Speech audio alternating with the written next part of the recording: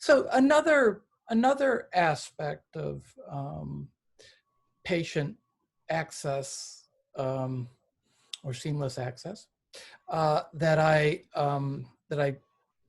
have a element is our cultural and language barriers, and I'm curious how that has been folded into the this seamless access effort that you've set up at Jefferson.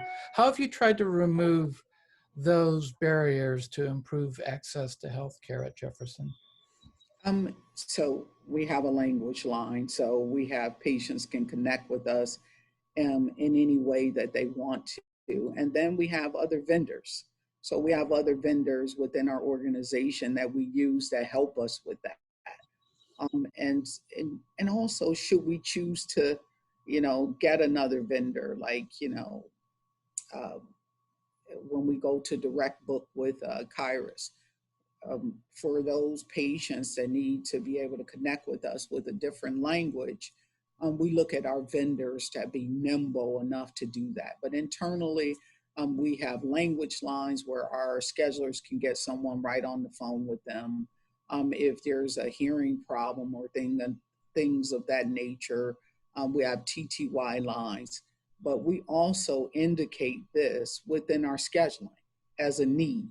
So patients can tell us, and we have a prompt that when we're scheduling to ask, is there any other needs that they have that we could potentially address for them, or be proactive. So say you needed a wheelchair prior to getting here. Say you're going to come and you need oxygen.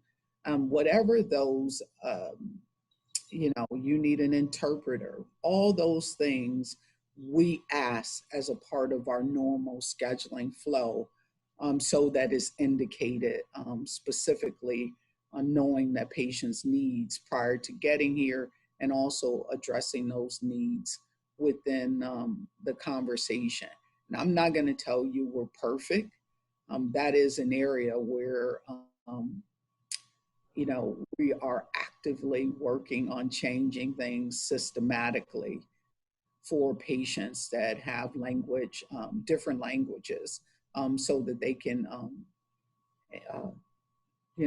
seek our services seamlessly. Right, right. Of course, the country has now entered into a huge discussion of race. And this has, of course, been the racial disparity in terms of serious COVID illness and death has been talked about quite a bit now. And I think it's fair to say that there's a prevailing opinion that some of these issues have to do, some of the disparity of COVID is rooted in disparities and inequities in terms of access to healthcare.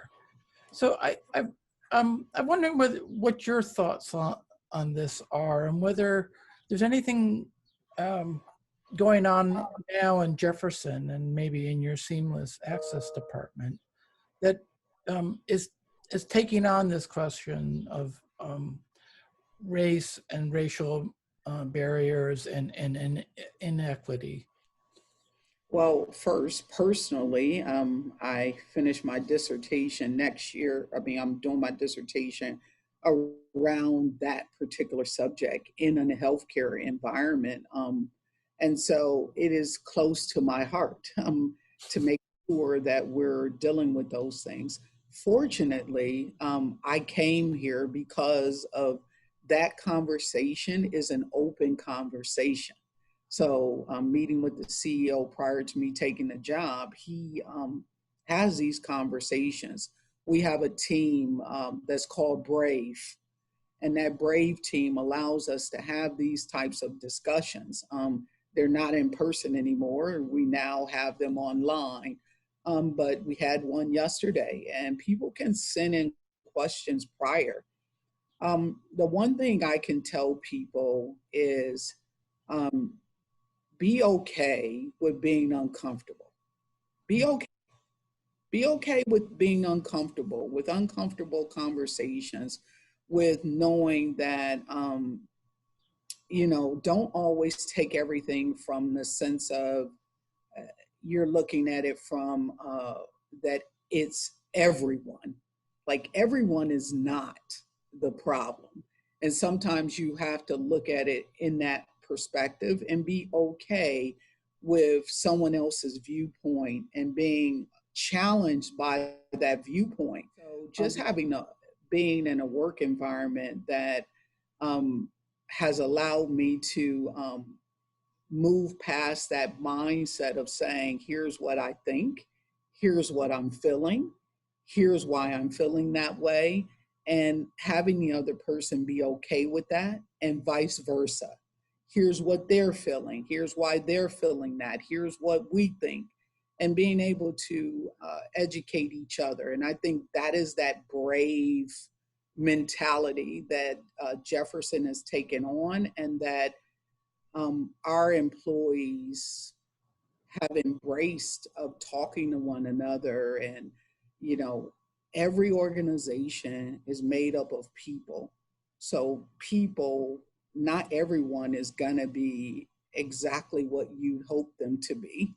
So you got to know that, and then be brave enough to root those people out when they're not behaving in a way that's inclusive and things of that nature.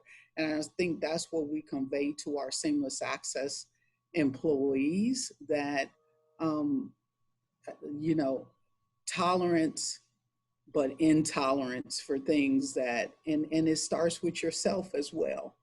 You got to look inward for you to um, be able to have those brave conversations. So it's been liberating for me because I've been doing this research for my dissertation for a number of years. So it's been liberating to see the shifts in the conversations. That's where I sit with that subject of really like talking and having dialogue about in an empathetic way, being empathetic with your conversation. So you got to do that in healthcare. It means patients now are scared. They don't want to come in.